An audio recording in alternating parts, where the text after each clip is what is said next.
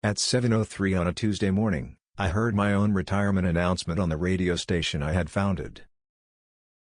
The problem was that I was listening from the parking lot. The second problem was that I had not retired. And the third problem was that my daughter's voice was telling 40,000 listeners I had stepped down after a private period of declining health. I was holding a coffee, a ring of keys, and a paper bag containing 2 cinnamon rolls. One roll was for me. The other was for Mavis Green, my morning producer, who had threatened to expose my habit of buying only one and pretending I was not hungry. Inside WBRK 97.3, violins swelled beneath my daughter's announcement. Today, Claire said, the Bellamy family honors Samuel Bellamy's 50 years of service to Hartwell Broadcasting. 50 years was accurate. After careful consultation with loved ones and medical professionals, Sam has chosen to begin a peaceful retirement. That part was fiction. I tried my key in the employee entrance. It did not turn. I tried the front door. The security light flashed red. Then my son Daniel came on the air. My father taught us that radio is not about the person behind the microphone. It is about the community listening. That was something I had said at least 1,000 times. Daniel continued, the best way to protect his legacy is to allow a new generation to lead. A truck driver waiting at the traffic light recognized me through his windshield. He pointed at his radio, then at me, and made the universal face for, "Are you hearing this nonsense?" I nodded. The station played a recording of me saying, "The future belongs to those willing to listen." They had taken the sentence from a speech I gave at a high school graduation. In the original version, the next line was, "Unfortunately, teenagers have already stopped listening to this speech." They removed the joke. That offended me almost as much as the coup. My name is Samuel Bellamy. I was 69 years old when my 2 children locked me out of my radio station, announced I was mentally unwell, and invited the entire city to celebrate a retirement I had never requested. By noon, they would freeze my accounts. By evening, I would discover they had used my signature to borrow $8 million. And before the week ended, a 17-year-old girl, a broken cassette tape, and a man known locally as Biscuit Bob would help me uncover the reason they needed me silent. But at 7:05 that morning, all I knew was that someone had changed the locks. I called Mavis. She answered in a whisper. "Do not come inside." "I am already outside." Then remained gloriously exterior. "What is happening?" "Your children arrived at 5 with security, 3 lawyers, and a fruit tray. Nothing good in radio has ever begun with a fruit tray." Through the glass doors, I saw 2 guards standing beside the reception desk. Behind them hung a banner printed overnight. "Thank you, Sam." Underneath, in smaller letters, "A legacy of listening." I knocked. One guard looked uncomfortable. The other pretended not to see me. Mavis said, "Daniel told staff you signed a retirement transition last night." "I spent last night repairing the weather transmitter." "I know. I was there until 9. "Then who witnessed the signature?" "A notary named Patricia Voss." "I have never met Patricia Voss." "You may have. According to the paperwork, you enjoyed it immensely." I set my coffee on the hood of my truck. "Where are you?" "Production booth B." Claire removed me from the morning show, but nobody remembered the booth has 2 doors. I am sitting behind the soundproof curtain with half a muffin and the moral superiority of a woman who has worked here since disco. Mavis Green was 72, wore red glasses, and possessed the rare ability to insult a person so elegantly that he thanked her for the feedback. We had worked together for 41 years. "Can you open the side loading door?" I asked. "Security is posted there." "The emergency stairwell?" "Trevor has people watching it." Trevor Blake was Claire's husband and the station's chief digital officer. His official job was to make WBRK sound modern. His unofficial job was to say the word engagement until someone approved a budget. He had joined the company 6 years earlier. Since then, the station had acquired touchscreens, 3 social media consultants, and a coffee machine that required a password. None of those things had improved the weather forecast. "Is Luis inside?" I asked. "Engineering basement. Tell him not to delete anything." There was a pause. "Sam," Mavis said, "Luis was fired at 6:30. What reason?" "Unauthorized access to financial systems." "Luis fixes transmitters." "Yes. Apparently the transmitters have become wealthy." The retirement segment ended with a montage of listener messages. Most were kind. One woman thanked me for staying on air during the ice storm of 1998. A retired teacher said my Saturday call-in show had helped her feel less alone after her husband died. Then a man's voice said, "Sam, enjoy retirement. You still owe me a smoked ham from the 2014 Christmas raffle." That was Biscuit Bob. Even during a corporate ambush, Hartwell remained Hartwell. A black SUV entered the parking lot. Daniel stepped out first. He wore a navy suit and the expression of a man arriving to explain why something terrible was actually efficient. Claire followed in a white coat. She held a folder against her chest. Trevor remained in the passenger seat, typing on his phone. Daniel approached me slowly. "Dad?" "Chief Executive Daniel. Please do not make this difficult. The station just announced I'm ill. We said your health is private." "My health is so private that no doctor knows about the problem." Claire looked toward the lobby cameras. "Can we speak somewhere less visible?" "I have an office." "Not anymore," she said. There are sentences that hurt because they are cruel. There are others that hurt because they are prepared. Claire had rehearsed that one. Daniel opened the folder. The first page was titled Voluntary Founder Transition. The word voluntary appeared 14 times. My signature appeared once. It was good. Not perfect, but good enough to pass beneath a room full of applause. The document transferred my voting shares, my authority over the broadcasting license, and the title to the transmission tower into a holding company controlled by Daniel, Claire, and Trevor. Attached was a letter from Dr. Malcolm Reed. I had met Dr. Reed exactly once, at a charity golf tournament. He had examined my handshake, my sandwich, and nothing else. His letter said my family had reported memory loss, confusion, impulsivity, and paranoia. I read it twice. Then I looked at my children. "Which one of you told him I was paranoid?" Claire answered, "This reaction is not helping." That would have been funny if it had not been my life. I handed the papers back. "No." Daniel lowered his voice. "Dad, the company is under financial pressure. We need stability before the sale." "What sale?" Claire looked at him sharply. Daniel had spoken too soon. Trevor finally got out of the SUV. He smiled at me as though we were meeting at a wedding. "The strategic partnership," he said. "With whom?" "A regional media group." "What group?" "That is confidential." "I own the station." "According to the transition agreement," Trevor said, "you no longer do." Behind the glass, the "Thank you, Sam" banner shifted slightly in the air conditioning. I could see my old office at the end of the hall. The door was open. 2 people were packing my files into gray archive boxes. I pointed through the glass. "What are they taking?" Claire said, "Old records. Personal materials will be delivered to you." Where?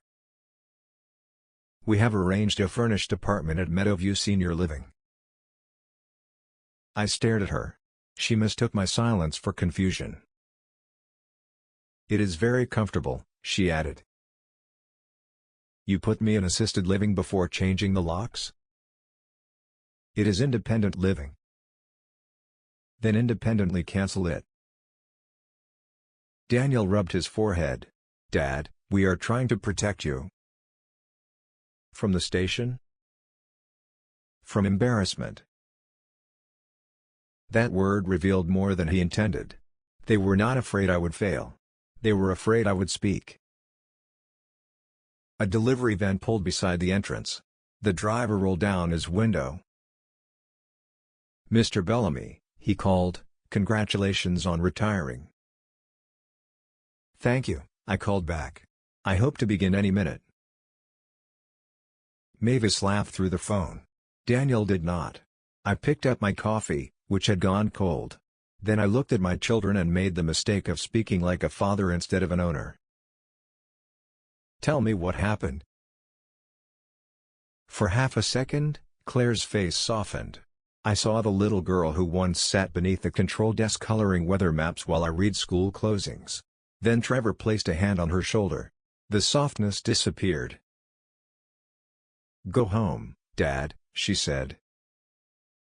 I live above the station. The apartment over Studio C had been my home since my wife, Ellen, died 2 years earlier. Our old house felt too large without her, so I rented it to a young family and moved closer to work. Claire avoided my eyes. Your belongings were moved to storage. Even Mavis stopped joking. Daniel held out a small envelope. Inside was a storage key, $500 in cash, and a reservation at the Hartwell Motor Lodge. My own children had converted me into luggage. I closed the envelope. Keep the cash. You may need it, Daniel said. So may you. I did not know how true that sentence would become. As I drove away, the station played the first song of my retirement tribute. It was My Way. Ellen hated that song. She said any man who announced he did things his way was usually standing in a kitchen someone else had cleaned. I laughed once, alone in the truck. Then the laughter left. At the first red light, my phone rang. The caller ID showed WBRK contest line. I answered. A young female voice said, "Grandpa, do not go to the motel." It was my granddaughter Nora. Why? Because Mom sent someone there with papers saying you agreed to psychiatric observation. The light turned green. Cars honked behind me. Nora whispered, "And Grandpa?" "Yes?" I found Grandma Ellen's emergency tape. What tape? The one she labeled, "Play this when the children start lying on the radio." Nora was 17 and had inherited Ellen's habit of placing important information inside jokes. "Where are you?" I asked. "In the old remote van behind Murray's Diner." "The Blue Whale still runs?" Define runs. "Does the engine start?" "Yes." "Does it stop?" There are several opinions. I turned toward the diner. The Blue Whale was a 23-foot broadcast van painted a shade of blue, last popular during the Carter administration. WBRK had used it for county fairs, football games, parades, and one disastrous live broadcast from a pig judging competition during which Mavis accidentally described the mayor instead of the winning boar. Trevor retired the van because it lacked satellite streaming. Louise kept it behind Murray's Diner because the owner used its roof antenna to improve television reception during baseball season. When I arrived, Nora stood beside the open rear doors wearing headphones around her neck. Her dark hair was twisted into a pencil-stabbed knot. Luis Mendoza sat inside with a toolbox, a laptop, and the expression of a man attempting surgery on a refrigerator. Mavis was there too. She had escaped through the station's costume closet wearing the oversized eagle head from our high school sports broadcasts. "Security held the door for me," she said. "Apparently no one is trained to tackle school spirit." Nora hugged me. She held on longer than usual. I did not mention it. "Your mother knows you are here?" "She thinks I am at school." "You should be at school." "My family staged a corporate kidnapping before first period. I assumed attendance policies had some flexibility." Luis looked up from the equipment rack. "They disabled your station email, phone access, and remote transmitter credentials." "Can we still broadcast from this van?" "Legally, yes. Technically, maybe. Spiritually, the van has doubts." Mavis opened a metal cabinet. Inside were 2 microphones, a portable mixer, extension cords, old sports schedules, and a jar of peanut butter with an expiration date that could vote. Nora reached into her backpack and produced a cassette tape in a clear plastic case. Ellen's handwriting covered the label. "Sam, not until you are locked out." Underneath she had added, "If you are playing this early, put it back and stop snooping." "That is definitely Grandma," Norris said. The van still had a cassette deck because Luis considered removing functioning equipment a moral failure. He cleaned the tape head, inserted the cassette, and pressed play. Static filled the speakers. Then Ellen's voice entered the van.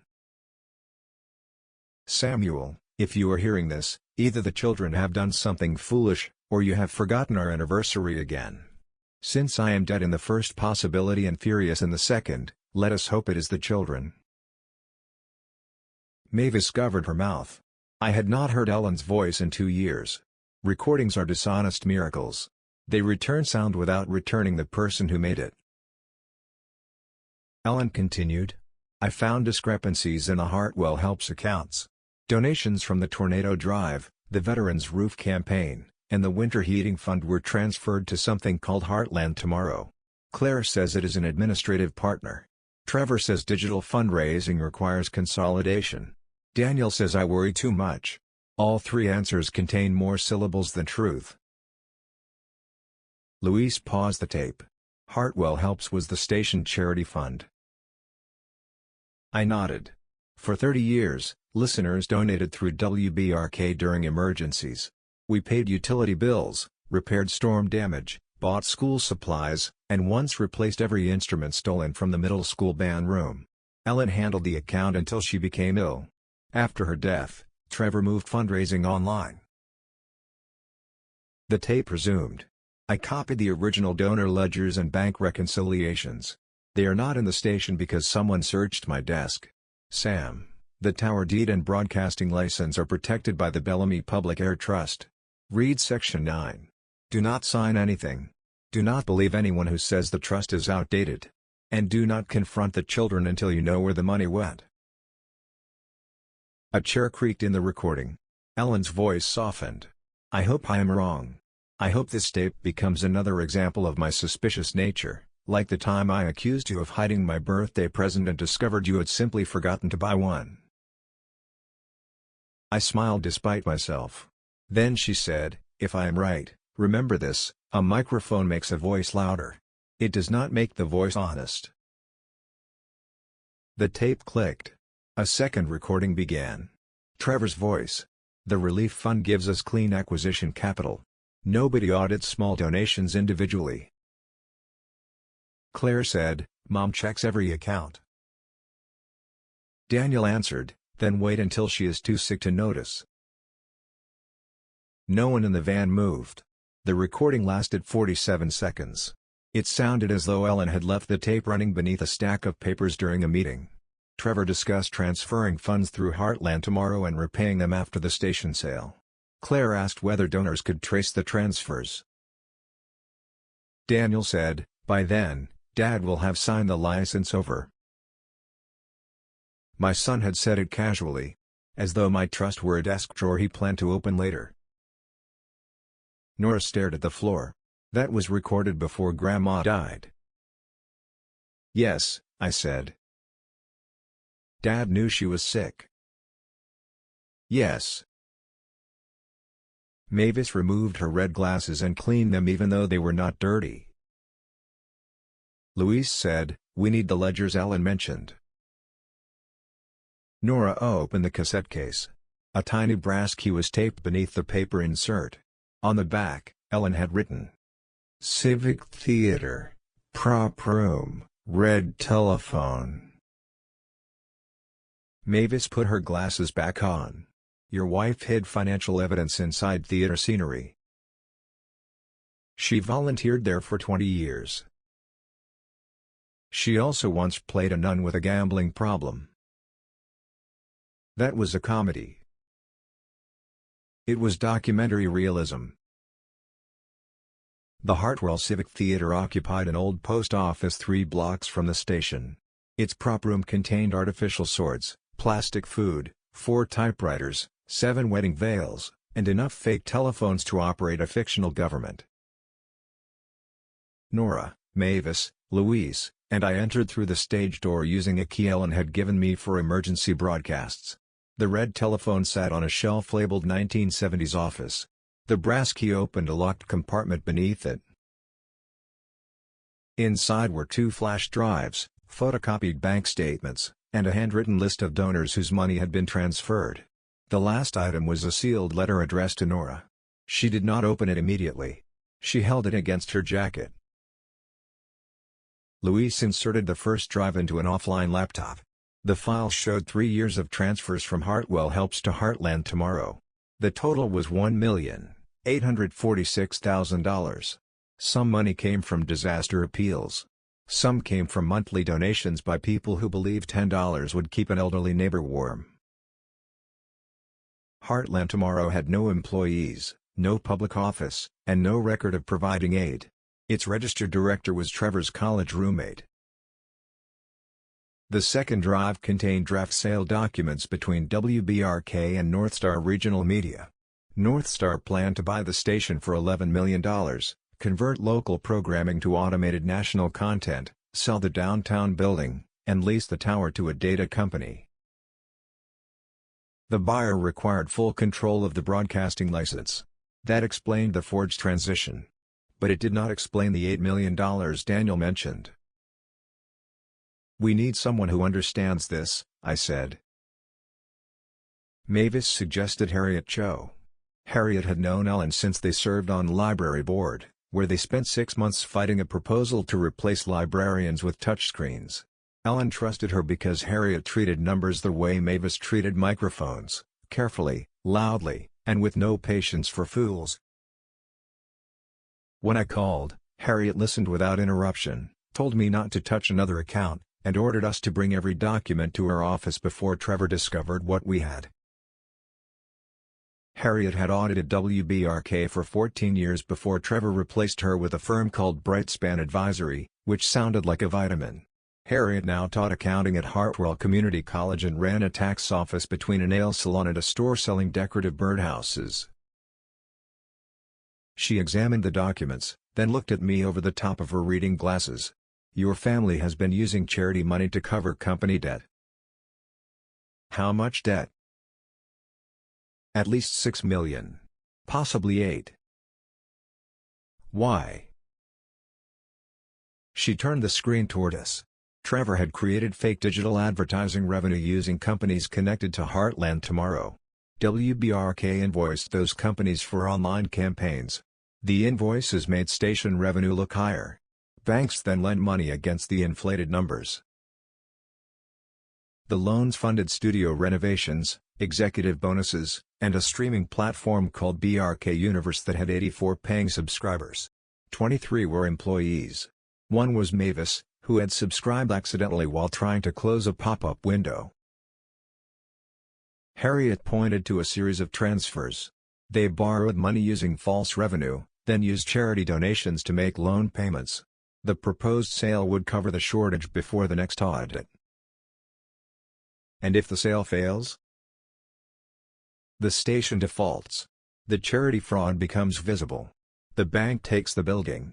Northstar may still acquire the license in bankruptcy. Luis leaned back. So either way, local radio disappears. Harriet nodded. Unless the public trust prevents the license transfer. We found the Bellamy Public Air Trust in a fireproof file box beneath the stage compartment. Ellen had removed the original from the station after someone tried to amend it. Section 9 stated that if a family executive forged the founder's authorization, diverted public benefit donations, or attempted to sell the license through fraud, control of the license and tower transferred permanently to a community board. The board would include station employees, listeners, an independent accountant, a local educator, and one representative chosen by the city's emergency services. The Bellamy family would lose control. Every Bellamy. Including me. I read the section twice. Ellen had written a note beside it. Sam will hate this.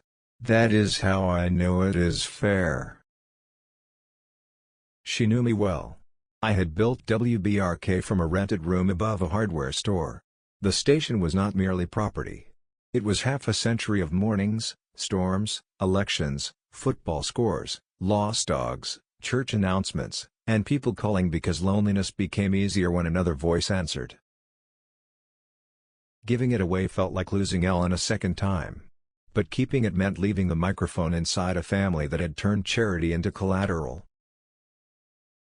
Harriet said, "Do not activate the trust yet." Why not?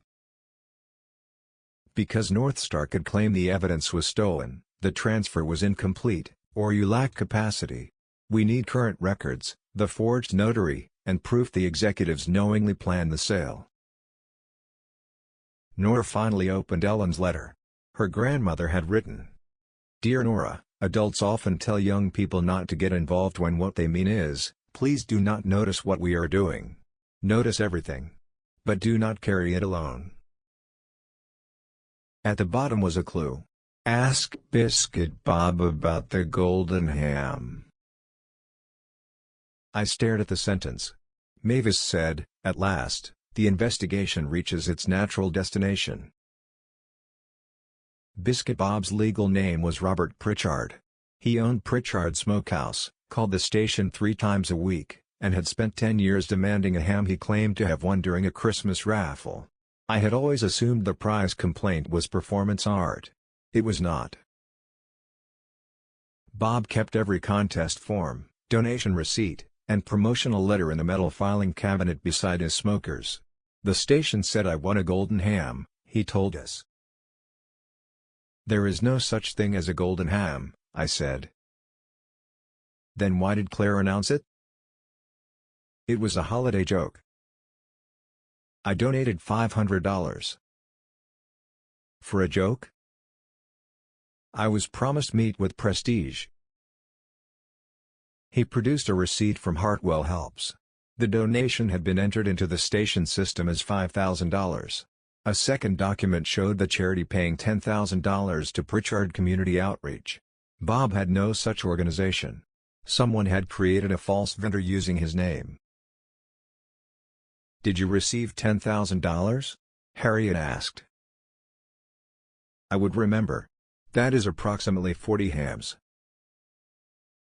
Bob's records connected the shell payments to real local names. Other contest winners had been used the same way. A school choir appeared to receive $28,000 for digital engagement consulting. The choir director still used a flip phone. A retired weather caller named Marlene supposedly earned $14,000 for social strategy. Marlene believed hashtags were marks left by chickens. The fraud was broad, arrogant, and ridiculous. That made it no less harmful. By afternoon, we had enough evidence to contact the bank's fraud unit, the state attorney general, and the broadcasting regulator. But Nora received a text from Claire before we could move. "Come home now.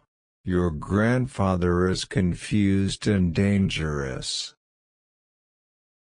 Nora showed me. "Am I dangerous?" I asked. Mavis answered, "Only near unattended cinnamon rolls." Another message arrived. If you stay with him, we will report you as a runaway and have him charged. Nora's face changed. She was brave, but brave people still have bodies that react to fear. I called Claire. She answered immediately. Where is my daughter?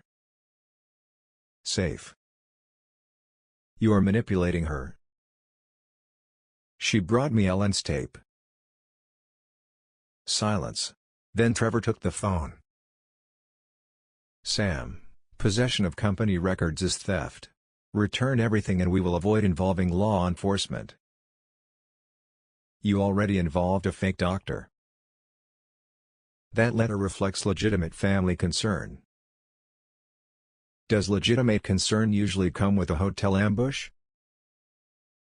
He paused. You went to the motel? No. That disappointed him. We are announcing the North Star partnership Friday night, he said. Attend the broadcast. Read the retirement statement. Sign the confirmation. We will restore your accounts and provide a generous lifetime stipend. $11 million buys a generous stipend. Another pause.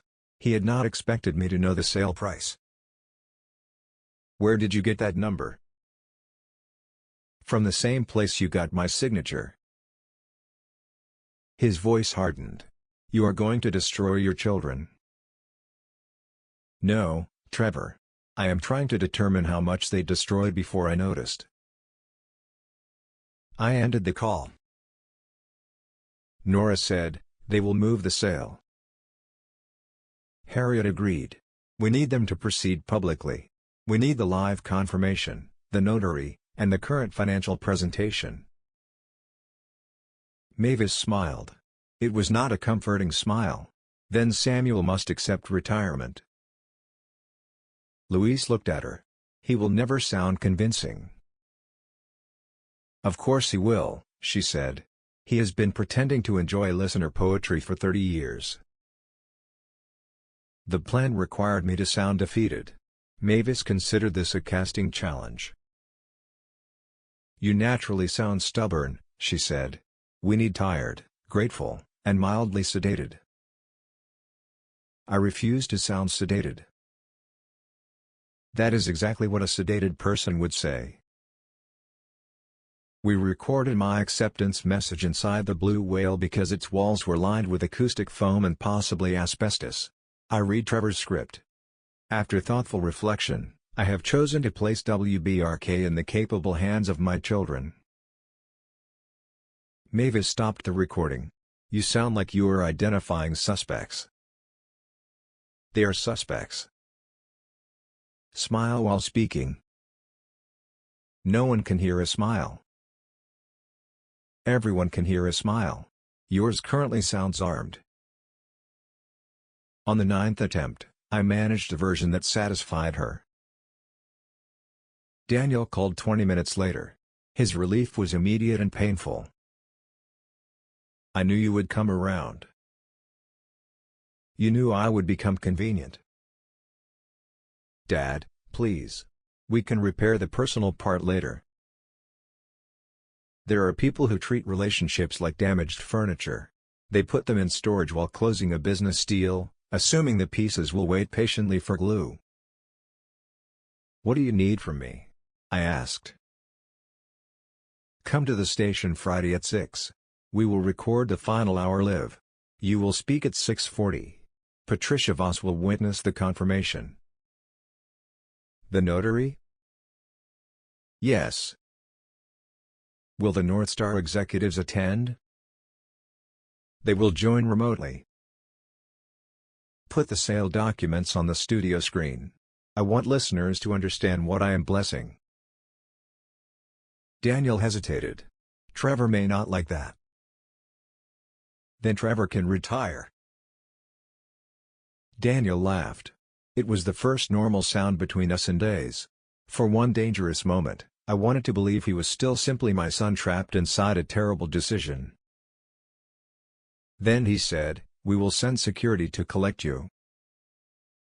I will arrive in the remote van. The blue whale? For tradition. I thought it was scrapped. It has survived several management decisions. He agreed because nostalgia looked harmless. That was our advantage. Luis spent Thursday rebuilding the van's transmitter and connecting it to an independent internet stream. If WBRK cut the official broadcast, our signal would continue through the Blue Whale, a community college relay, and Bob's Smokehouse Wi-Fi. Bob's password was Golden all capital letters. Harriet sent verified copies of the records to regulators, the bank, and a state fraud investigator named Aisha Grant. Aisha warned us not to turn the broadcast into entertainment. Mavis promised professionalism. Then she titled the evidence folder Operation Bacon Justice. Nora returned home Thursday night under an agreement arranged by a family attorney. Claire was not permitted to take her phone or prevent contact with me. Nora texted one sentence after midnight. "Mom keeps asking where Grandma's original tape is." I replied, "Somewhere Trevor will never look." That was true. Mavis had hidden it inside a binder labeled FCC Compliance Training. On Friday afternoon, Hartwell prepared for my farewell. The station encouraged listeners to gather downtown and leave messages. Restaurants offered Sam specials. Murray's Diner served a retirement breakfast consisting of eggs, bacon, and coffee for the price WBRK first charged for a 30-second advertisement in 1974. They lost money on every plate. Murray called it marketing. Biscuit Bob parked his smoker across from the station and handed out sandwiches beneath a banner reading "Give Sam his microphone and me my ham." By 5:30, hundreds of people crowded the sidewalk. Some came to honor me. Some came because Hartwell regarded public confusion as free theater. Inside, the station looked almost unchanged. That was the first cruelty. My desk lamp still glowed behind the glass. Ellen's photograph remained beside the console. The red on-air sign worked. The building smelled of dust, hot electronics, and coffee left too long on a burner. Security searched the Blue Whale but did not find the hidden stream equipment because Luis had installed it beneath the compartment labeled sewage access. The van had no sewage system. Trevor greeted me in Studio A. His tie was silver. His smile was broadcast quality. "This is the right decision, Sam. History will determine that. We write history every day." "No. We interrupted for traffic." Claire stood near the control board. She looked exhausted. Daniel paced with a headset. Patricia Voss, the notary, sat beside a stack of documents. I recognized her. She had worked as Trevor's executive assistant before becoming a mobile notary. "Have we met?" I asked. She looked at Trevor. "No." "Interesting. The retirement agreement says you watched me sign while we discussed my grandchildren." Her face lost color. Trevor stepped between us. "Save questions for after the show." At 6, the farewell broadcast began. Mavis had been invited back because listeners demanded her. Trevor placed her at a secondary microphone and warned her to follow the script. She wore red glasses and the expression of a cat permitted into a bird sanctuary. Daniel opened with station history. Claire read messages from listeners. A choir sang the old WBRK jingle badly enough to preserve local authenticity. At 6:20, callers joined. A nurse thanked me for keeping the station open during the hospital evacuation. A farmer remembered calling in crop prices before the internet existed. Marlene, the retired weather caller, said, "Sam always let me give the temperature even after the government started doing it." Then Bob came on. "Samuel, before you retire, I require closure regarding the ham." Trevor signaled to disconnect him. I held up a hand. "Bob, I have reviewed the matter." The street crowd quieted around outdoor speakers. You were promised a golden ham. I was. No golden ham existed. A sound of profound betrayal came through the line. However, I continued, the station's records say your imaginary outreach company received $10,000. Bob paused. That is too many hams. It is also fraud. Trevor cut his microphone. The studio fell silent. Then our independent stream activated. Luis's voice came through my earpiece. Blue Whale is live. Trevor pointed at the control room. Commercial. Now. Mavis leaned toward her microphone. We appear to be experiencing a technical difficulty called the truth. The official signal switched to an advertisement for basement waterproofing. The independent stream continued online, through community radio, and from speakers outside. Thousands of phones began playing it. Trevor ordered security to remove me. Aisha Grant and 2 investigators entered from the hallway. No one leaves with documents, she said. The waterproofing advertisement ended. WBRK's official signal returned because the control engineer, a 24-year-old named Malik, ignored Trevor's command to shut it down. Malik said later that his grandmother had donated to the heating fund every month for 9 years.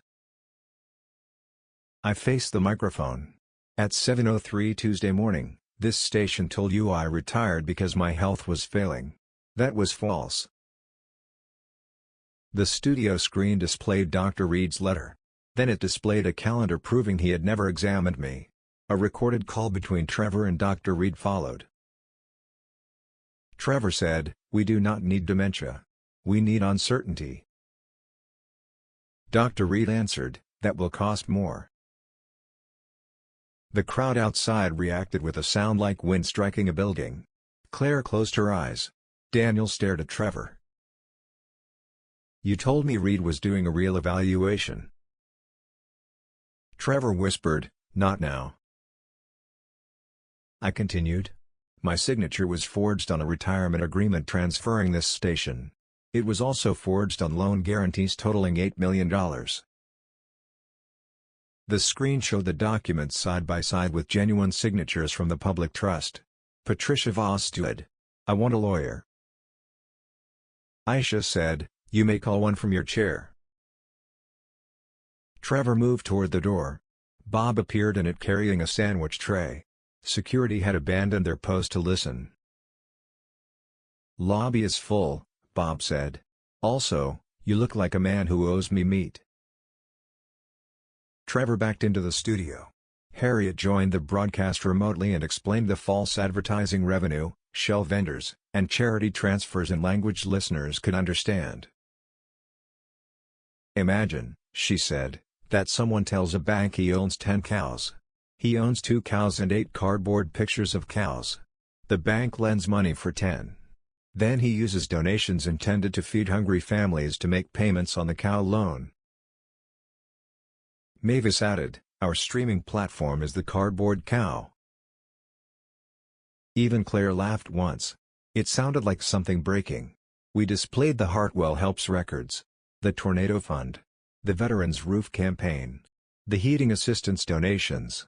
$1,846,000 moved to Heartland tomorrow. Fake payments made in the names of Bob, Marlene, the school choir, and other local residents. The choir director called Lev. "We did not provide digital consulting," she said. "We can barely maintain a Facebook page." Mavis asked, "Did you receive $28,000?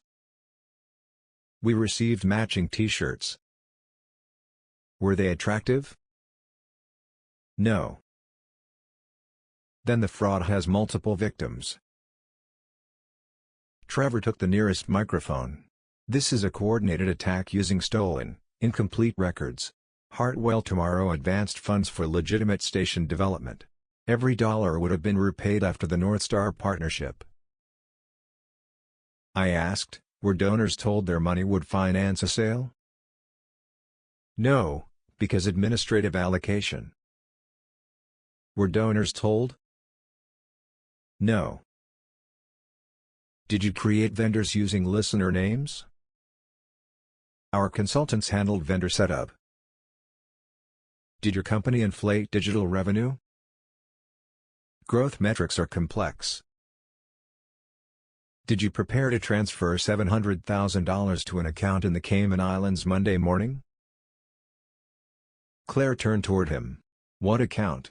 That was the rehook Trevor had not expected. Harriet displayed the transfer instruction. The beneficiary was not Trevor. It was a private company controlled by Daniel. Claire looked at her brother. Daniel stopped pacing. Trevor smiled slightly. For the first time, he seemed pleased to lose control. Ask your brother, he said. Daniel's face emptied. The room had assumed Trevor was the architect and Daniel the ambitious son. The documents showed something more complicated. Daniel had created the Cayman Company 3 years earlier. He had approved the first charity transfer. Trevor expanded the scheme, but Daniel had opened the door. Claire whispered, "You told me the money was temporary." "It was supposed to be." "You were taking $700,000 to cover tax exposure after the sale." "For yourself?" "For the family." "The company is in your name."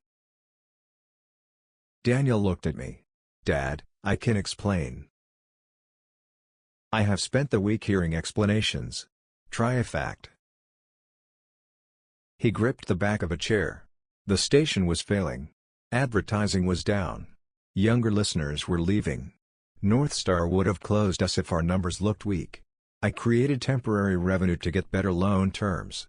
The charity money was supposed to bridge payments. Once we sold, everything would be restored. And the Cayman transfer?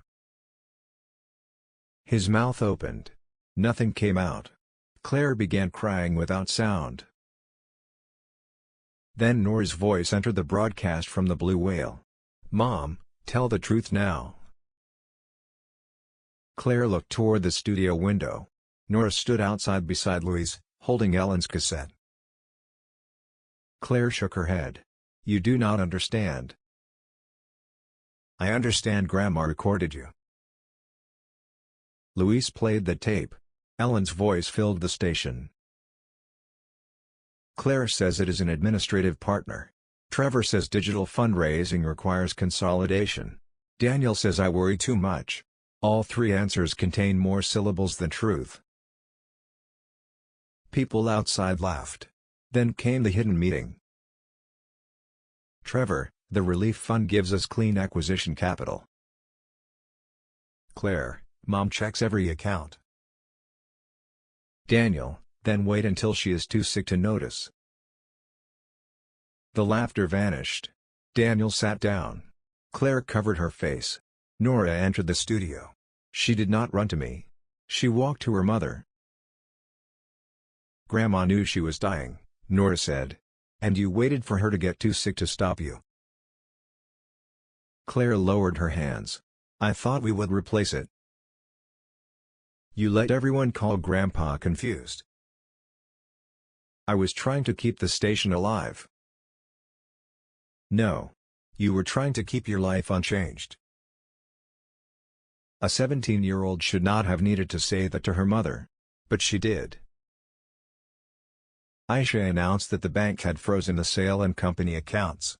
State investigators had warrants for the station servers, executive devices, and Heartland Tomorrow records. Trevor demanded the broadcast end. Mavis checked the clock. "We have 9 minutes before the news." I placed the Bellamy Public Air Trust on the desk. Daniel recognized it. "Dad, wait." Ellen updated Section 9. Claire looked at Nora. "What does it do?" "It protects the station from us," Nora said. I explained the trigger. Fraud involving public donations. Forged founder authorization. Sale of the license through deception. Activation would transfer the tower, license, and controlling shares permanently to a community board. The Bellamy family would never own WBRK again. Trevor said, "That trust is unenforceable." Aisha answered, "The regulator disagrees." Daniel stood. "Dad, do not destroy 50 years because of one bad period." "One bad period?" "We made mistakes." "A mistake is playing the wrong song. You stole disaster money and told the city I had lost my mind." "We can repay it." "Using the sale?" "Yes." Then Northstar fires the staff, automates the signal, sells this building, and calls repayment mercy. He lowered his voice. "This station is your life." That was the final temptation. He knew it. So did I. The microphone, the tower, the call letters, and every room carried my fingerprints. Activating the trust meant losing the authority I had spent 5 decades earning. Ellen's note sat beside section 9. "Sam will hate this. That is how I know it is fair." I signed. At 6:57, WBRK became community property. There was no dramatic music. Mavis had prepared some, but I shook my head. The station did not need a soundtrack. Outside, the crowd began applauding. Inside, my children looked at the desk as though the furniture had rejected them. I spoke into the microphone. "My family name built this station. My family decisions nearly destroyed it. From this moment forward, listeners, employees, and the community will decide what WBRK becomes." Bob raised his sandwich tray. "Does the community board control the raffle department?" "Yes, Bob." "Then justice remains possible." That was the first time Daniel laughed after the evidence appeared. It was brief and broken. But it reminded me he was not a monster. He was my son. He was also responsible. Both facts could exist without canceling each other. At 7, the news theme played. Mavis read the headlines. WBRK has changed ownership, 3 executives are under investigation, and traffic is delayed downtown because approximately 600 people came to watch a family argument with professional audio. Then she looked at me. "And after a 4-day retirement, Samuel Bellamy has returned to work." I corrected her on air. "No. I have returned to the microphone. Work now belongs to everyone." The legal consequences took longer than the broadcast. Truth can cross a city in seconds. Courts prefer paperwork. Investigators recovered most of the charity money from frozen accounts, executive bonuses, and property purchased through Heartland Tomorrow.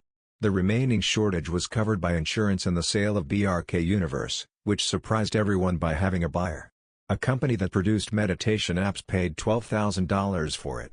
Mavis said that was appropriate because anyone who had used the platform already understood suffering. Trevor pleaded guilty to fraud, conspiracy, and falsifying business records.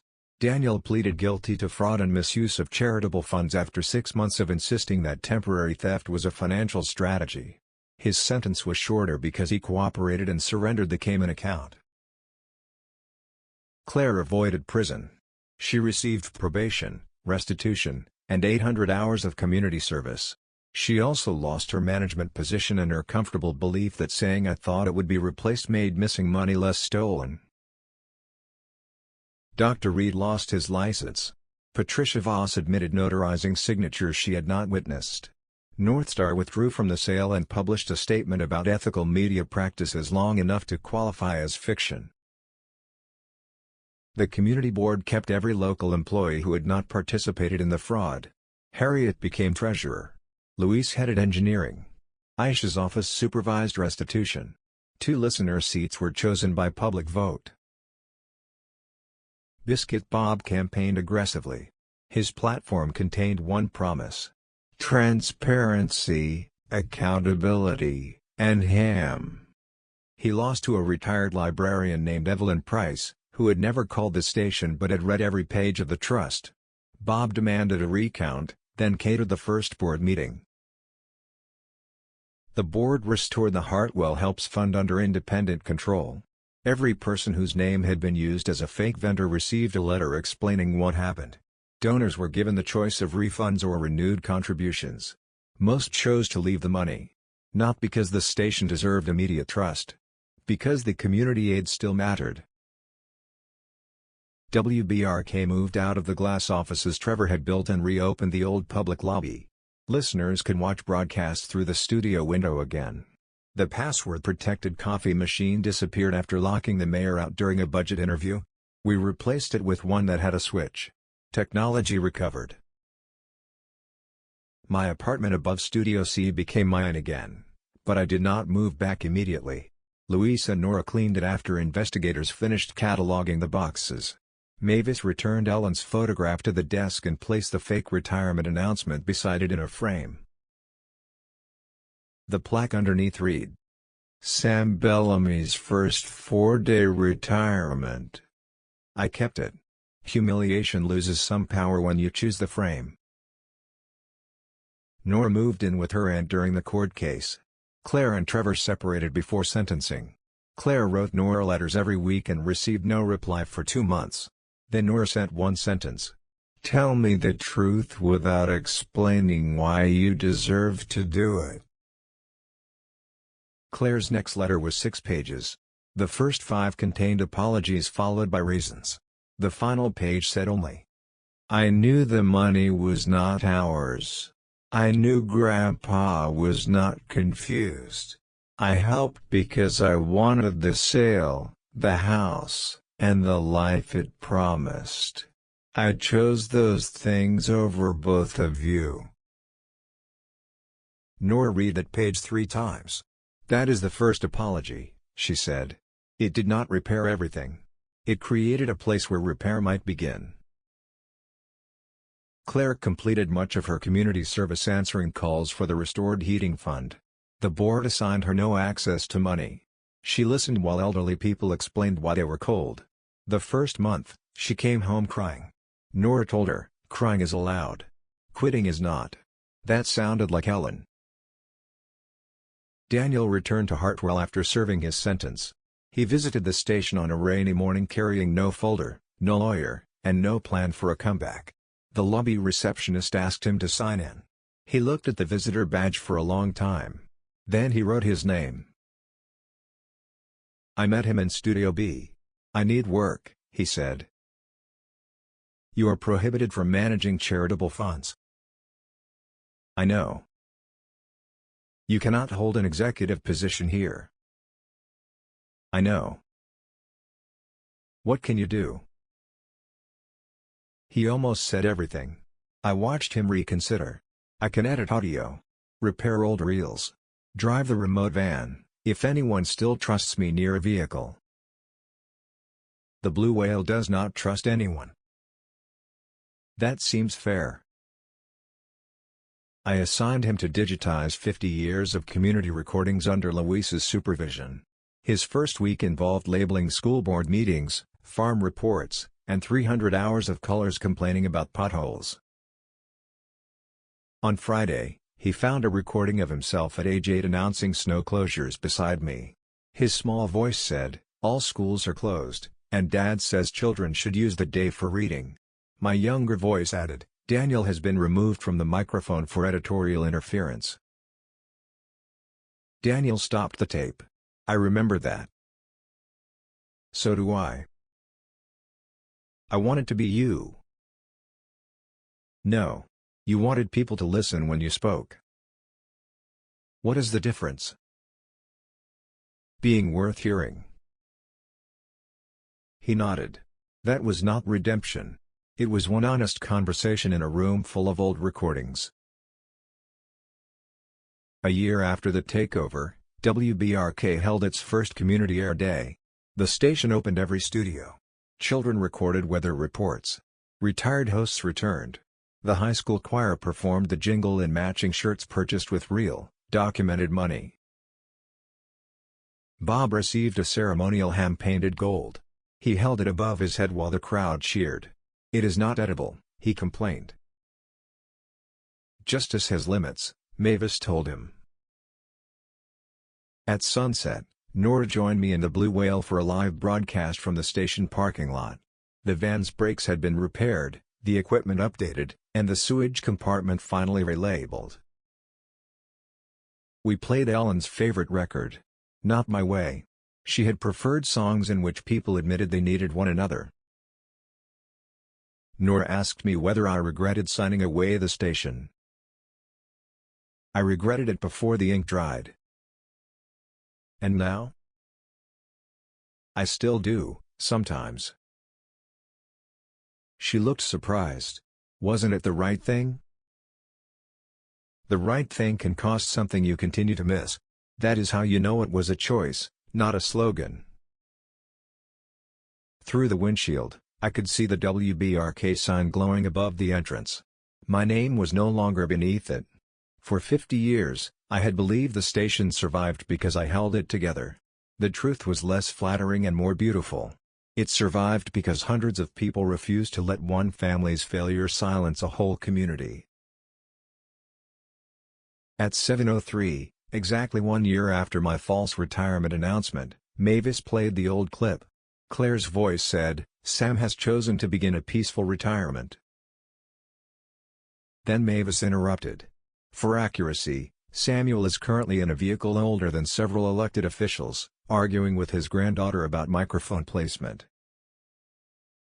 Nora moved my microphone 2 inches. You were too close. I founded this station. And still cannot position a microphone. We went live. I looked at the red light and thought about the morning my children changed the locks, the cassette Helen left, the money listeners trusted us to protect, and the signature that nearly sold every voice in the building.